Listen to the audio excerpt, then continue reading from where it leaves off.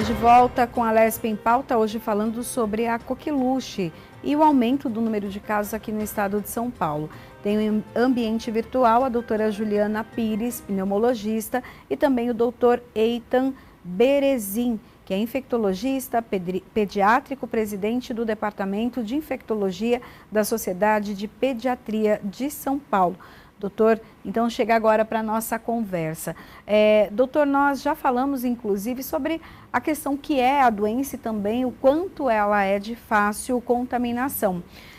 De que maneira a sociedade, então, acaba vendo esse crescente número de contaminações no estado de São Paulo e as ações contra isso? Então, primeiro, acho que tem algumas informações que precisam ser meio clarificadas. Coqueluche é uma doença, ela sempre foi uma doença própria da infância. Então, por gerações, toda criança tinha coqueluche. Na minha geração, as crianças tinham coqueluche sempre, né? E ela se manifesta por uma tosse comprida, de longa duração, com silvos e com crises de tosse que podem durar até um mês, né? O tosse dos 100 dias. Então, esse é o quadro da coqueluche conhecido. Ela foi bem controlada pela imunização até o ano de 2014, 13, 14, entre 2012 e 2014, que nós tivemos realmente um surto.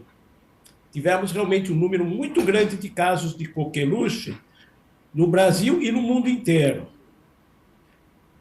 O que acontece? A maioria desses casos que nós tínhamos, ou que foram identificados, eram em crianças de baixa faixa de idade.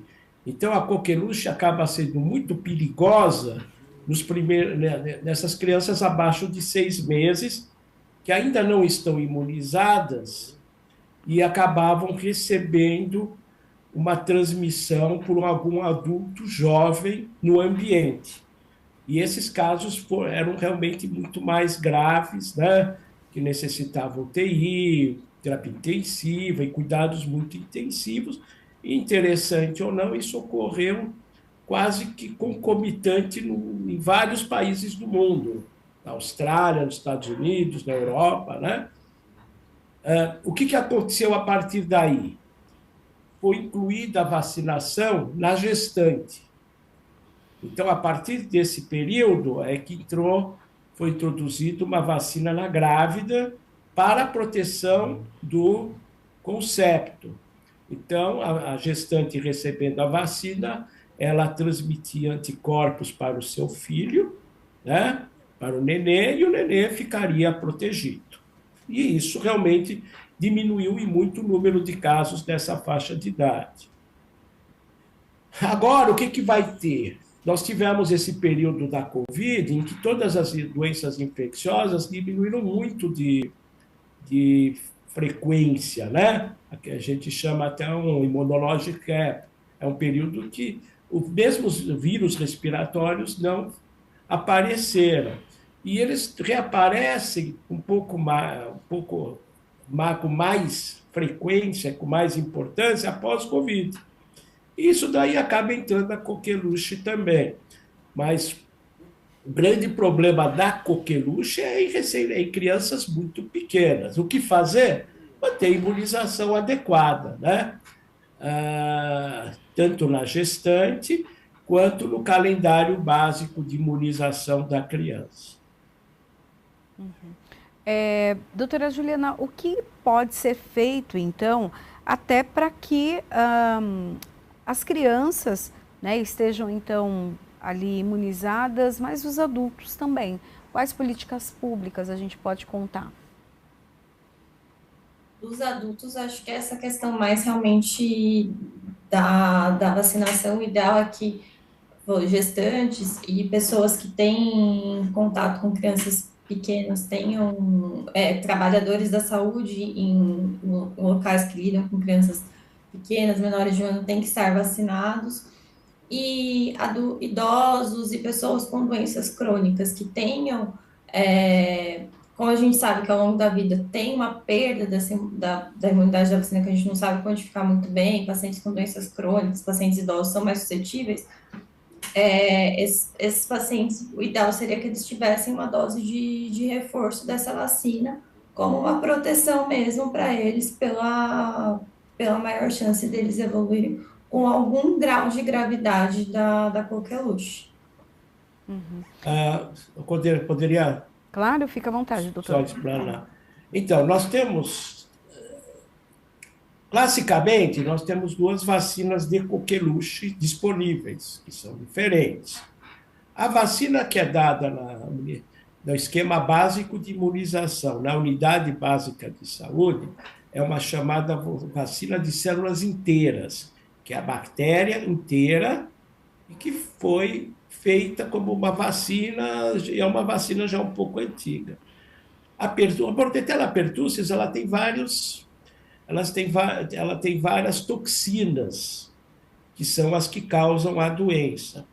A partir dessas toxinas, foi elaborada uma outra vacina, mais atual, que é a vacina acelular para a coqueluche. E sempre até houve algumas dúvidas de qual teria a melhor resposta. O que acontece? As vacinas de células inteiras só pode ser dada até 6 anos. Então, até agora, bem pouco tempo atrás, pelo menos no calendário nacional de imunização, você só tinha vacinação até os 6 anos. A vacina acelular foi incorporada no sistema de saúde para ser dada na gestante. Então, esse é o calendário atual, né? A vacina é dada na gestante. Como você tem que dar reforços, né, da vacina tripla, a gente sempre deu reforço da vacina tetânica ou difteria, né, que seria duplo adulto. Você pode chegar a ter esses reforços, porque a vacina da coqueluche está incluída no calendário básico de imunização. Hoje é uma vacina penta, mas normalmente ela é junto com a tétano, difteria, e hoje hemófilos B e hepatite B. Mas você pode utilizar essa vacina acelular, que vem tétano, difteria e coqueluche. Então, em vez de ser a dupla adulta, seria a tríplice adulta cada 10 anos. Mas isso ainda não está incorporado no sistema de imunização público, né? Por enquanto, você tem essa vacina para a gestante no calendário público de imunização. E esse é o momento em que estamos. Um dos problemas também, o que acontece agora? Além de nós estarmos no período pós-Covid, nós começamos a ter mais acesso ao melhor diagnóstico. Então, esses novos kits diagnósticos de reação de cadeia de polimerase, PCR, eles estão incluindo agora, além de vírus, Bordetella, Mycoplasma, Bordetella pertussis, que é a coqueluche. Então, passou a fazer mais diagnóstico em adulto, porque até bem pouco tempo atrás, dificilmente você tinha diagnóstico em adulto. Sim, Agora, a gente tem agora nome e sobrenome do caso. Muitos casos de coqueluche a gente nem sabia muitas vezes que passava era. desapercebido, né? Percebido nos casos em adultos de coqueluche, a gente nem sabia que era. Passava como uma gripe, né? Exatamente. Enquanto que na criança, a coqueluche, ela tinha um quadro bem típico, diagnóstico, tosse, bem longa. No adulto jovem, ele passava mais como uma gripe, porque... E lembrar também é uma outra coisa, uma particularidade da vacina, ela não dá imunidade permanente. A pessoa é vacinada e pode pegar coqueluche mais tarde. Então, ela não é uma vacina que dá uma imunidade, que eu tomei a vacina, eu estou imune. Tanto é assim que na conduta da vacina da gestante, ela está para ser vacinada a cada gestação, porque ela precisa sempre ser repetida.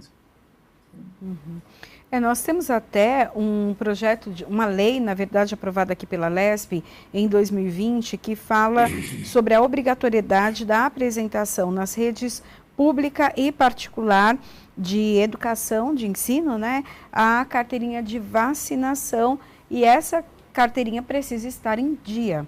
Então, eu quero saber dos nossos convidados o que eles acham disso, essa obrigatoriedade de ter ali a comprovação de todas as vacinas. Primeiro, a doutora Juliana.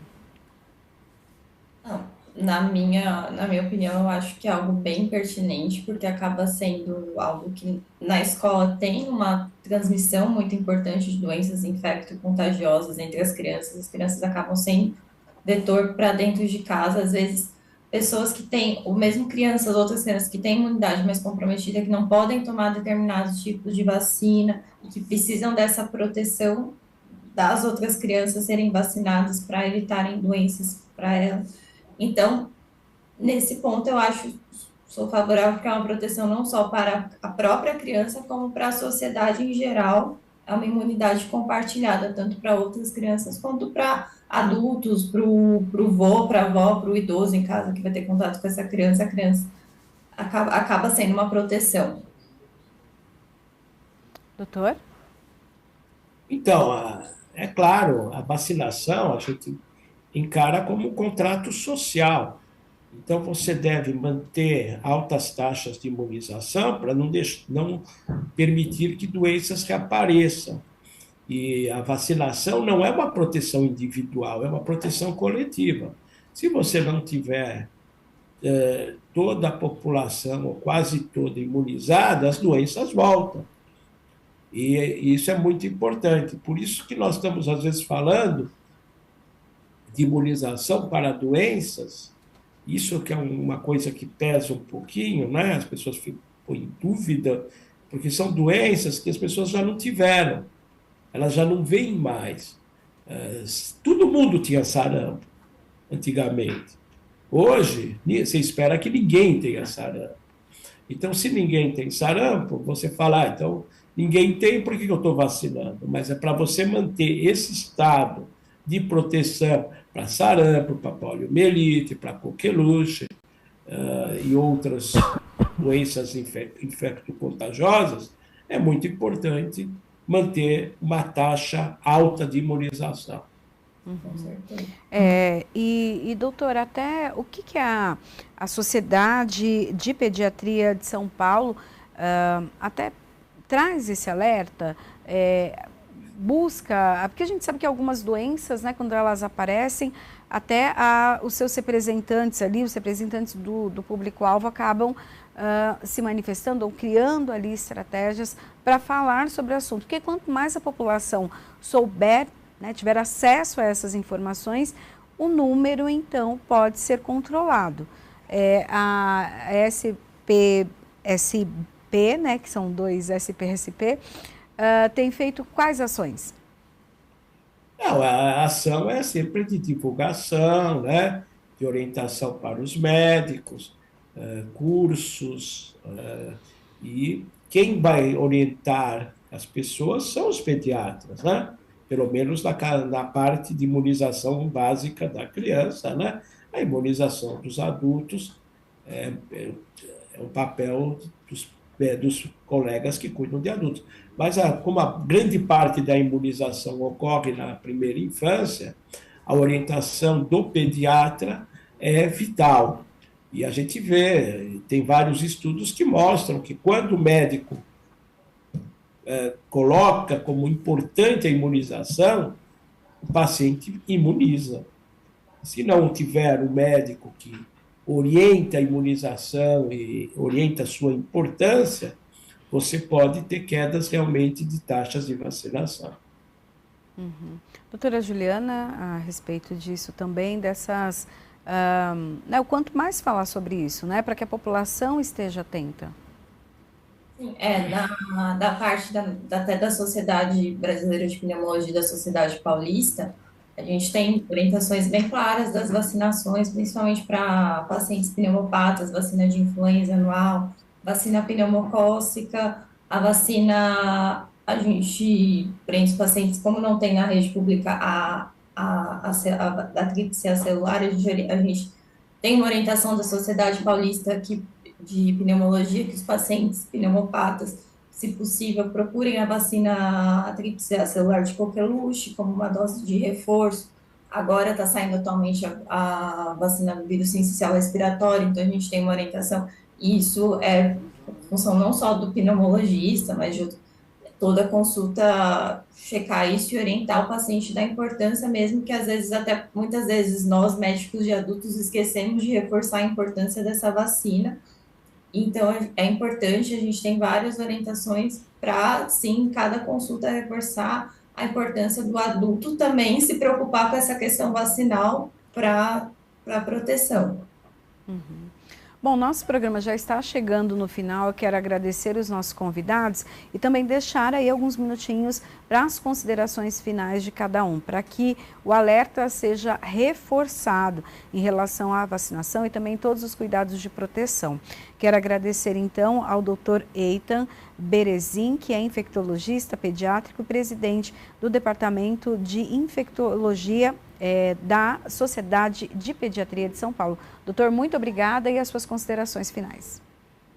Então, agradeço a disponibilidade de tempo, né? E lembrando sempre que a imunização é a grande arma que nós temos para diversas doenças, não todas, mas para diversas doenças. Então, é muito importante, né, que se mantenha os calendários de imunização em dia e que se faça todas as medidas de prevenção adequadas, né, para se evitar que se volte a ter doenças que já foram quase que já não aparecem mais, né? Nós não podemos viver novamente com todo mundo tendo sarampo, todo mundo tendo coqueluche, ou muitas pessoas tendo poliomielite. E esses eventos são trágicos. Então, a manutenção da imunização é muito importante para não deixar que doenças que já não aparecem mais com tanta frequência não voltem a aparecer. Ok, muito obrigada. Também agradeço a participação da doutora Juliana Pires, pneumologista. Muito obrigada, doutora. Muito obrigada pelo convite. Também reforço a questão das imunizações. No meu caso, como médica pneumologista de adulto, eu oriento que os adultos também têm que, sim, procurar saber sobre as vacinas que precisam tomar. Inclusive, a obrigação de nós, médicos, clínicos gerais e especialistas, né, orientarem as vacinas que os nossos pacientes, como adultos, têm que tomar, principalmente idosos, que são mais suscetíveis. Então, é importantíssimo a gente sempre lembrar disso, não achar que a vacinação é só a criança, o adulto também tem algumas vacinas, principalmente em fases da vida, principalmente pacientes com doenças crônicas, que sim, é importantíssimo que tomem. E principalmente pacientes pneumopatas, pacientes com doenças crônicas, se você tiver, principalmente época de outono e inverno, época que a gente tem mais circulação de infecções respiratórias, teve uma tosse que está se prolongando, uma infecção respiratória que está se prolongando, procure orientação médica, porque existe um potencial no seu caso de se tornar algo mais grave. Ok, muito obrigada pelas informações. O Alesp em Pauta fica por aqui. A gente se encontra na programação da Rede Alesp. Tchau, tchau.